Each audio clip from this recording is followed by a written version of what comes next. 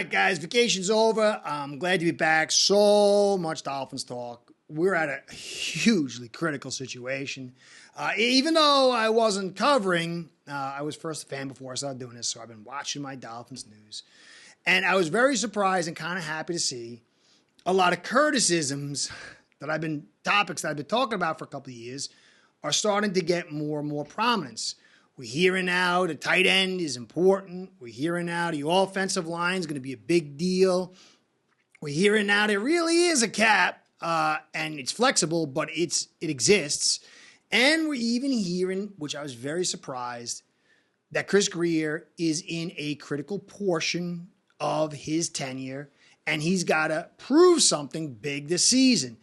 And so I'm going to get into today, just to get to knock the rust off and stuff, talk about one of my favorite guys, Christian Wilkins. I love Christian Wilkins. I was so happy when we drafted him. I know that some people want to see him pass rush right off the bat and have huge effect, but it takes time for these guys to marinate.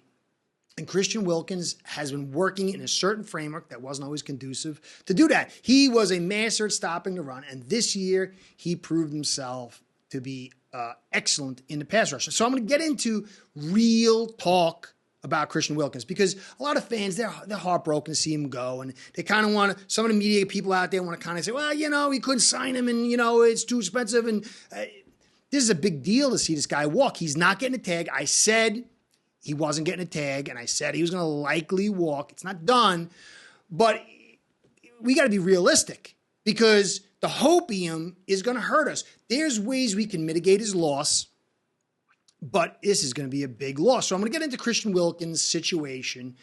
And, Chris Grier, to be fair to him, he really can't do much right now. His hands are tied.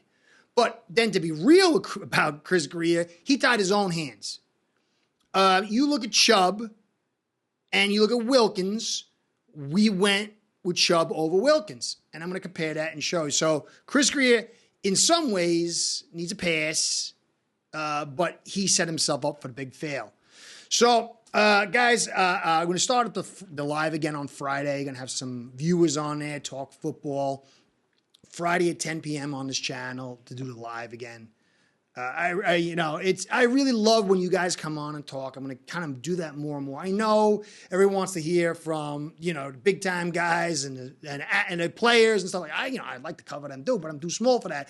But I do believe that as a community, you hear other voices from people who are just fans. Some people play, some people don't, but you learn. And I love the fact that viewers are starting to come on the channel, on the live and do their talk. So if you want to come on, email me at curtis@aceperhead, and you can come on if you want to say whatever you got to say. You can come, get off, whatever you want, okay? I'm doing a Twitter thing now. I paid for the premium package, so I'm going to be a real twit, a maximum twit. I'm very cheap, so that means I'm going all out on that. So catch me there, Curtis at Ace, that's the other one. Curtis at Fins News with a P, P-H-I-N, Fins News 1, Curtis at Fins News 1.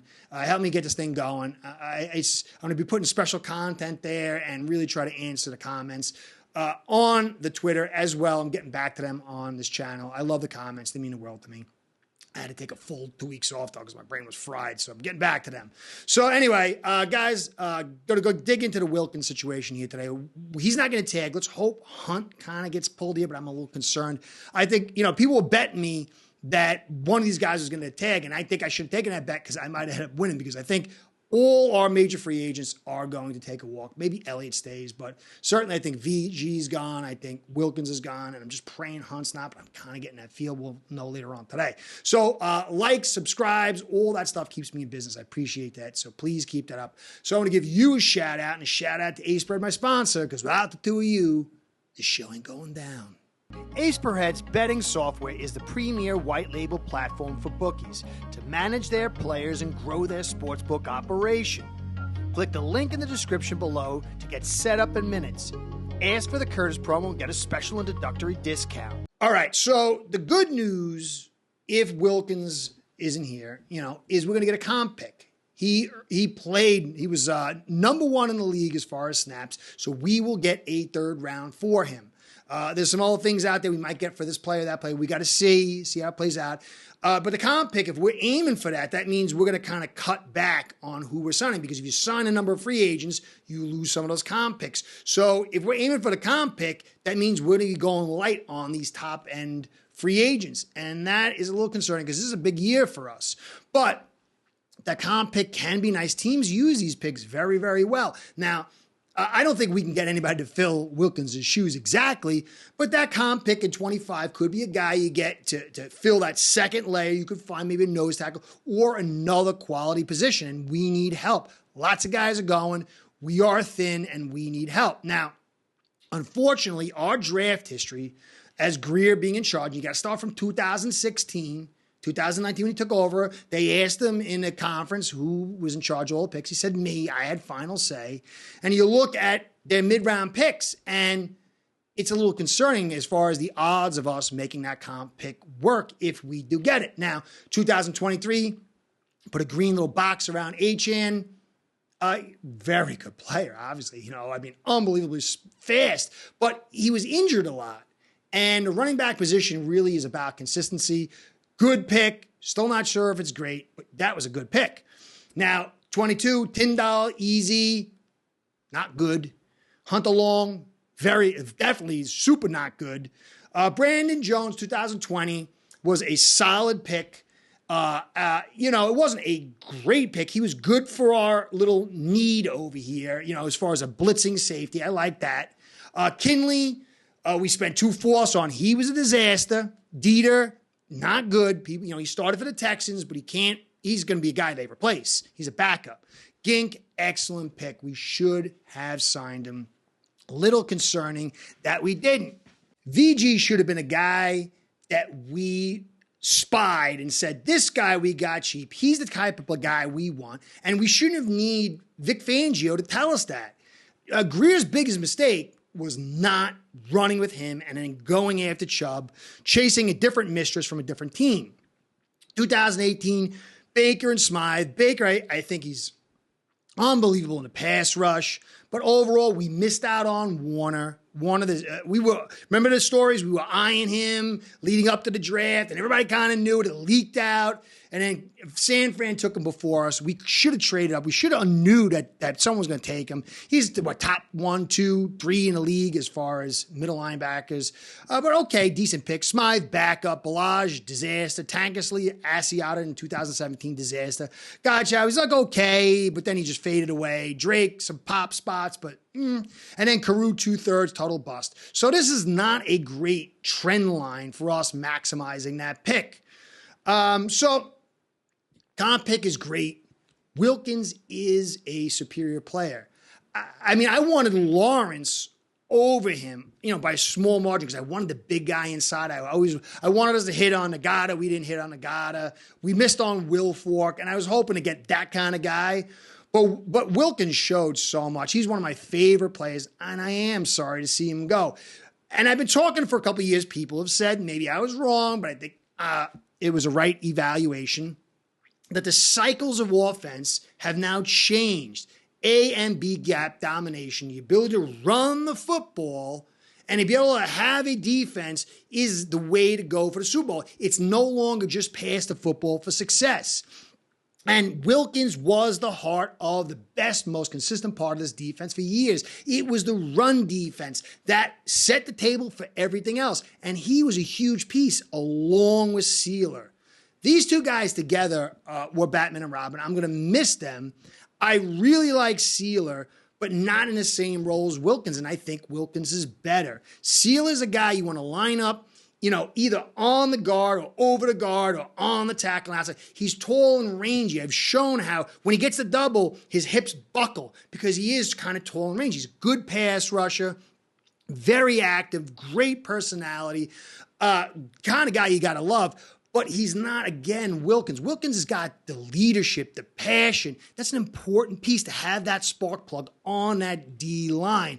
he's going to be sorely missed. Him getting in the face of Allen and getting players upset, all that little stuff is a big asset to be missed. And when you see Sealer not have Wilkins, it's going to be very interesting to see how he plays. We can get that nose tackle, mid-rounds, like I said, and I like that. That's a good way. And then maybe Peely on the other D end, but you're still going to have to add talent. But he's going to be the guy outside. For me, though, Wilkins, this guy went from basically in 2022, people said he couldn't rush the passer, not me. We had the 28th pass defense. It went to 15th this year, and he was 15th in QB hits and had almost 10 sacks. They're correlative. Pass defense allows that extra step for these D linemen to get their pass rush power. He was a monster. 98 tackles was it 2022. He dominated the front line. This year, it was a much harder job, but he showed that if you boost that pass defense, he can do it all. Now, you look at Jones, who's probably the best in the league. KC, they've got the third best pass defense. Quinnen Williams, who people say, oh, he's not Quinnen Williams. Quinnen Williams has the number one pass defense.